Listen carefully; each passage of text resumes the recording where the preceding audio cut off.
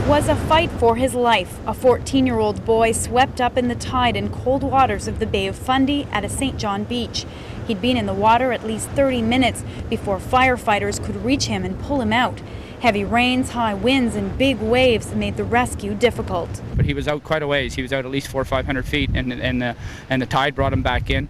The fear was that if the tide brought him back in too far, he'd get battered up against the shoreline. It took 4 firefighters to rescue the boy.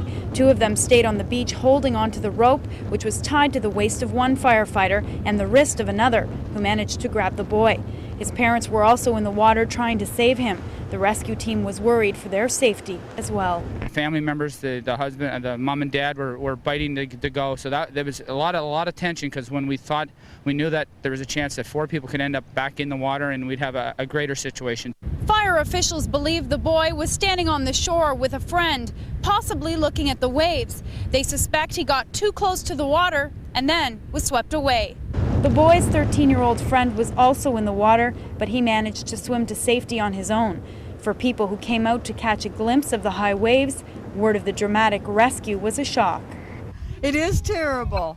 Like, you know. You shouldn't let the kids out. No, I wouldn't let the kids out. I don't think that people should be getting out of their vehicles and taking their kids along the beaches, or, 14 years old, they think they're invincible, but man, they're not. The Red Cross says drownings are far too common here in the Maritimes.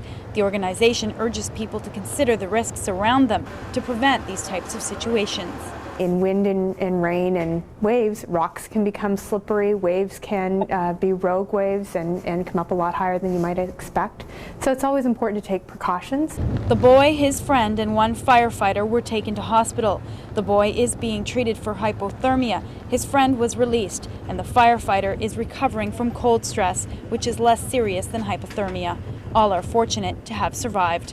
Michelle Dassinger, CTV News, St. John.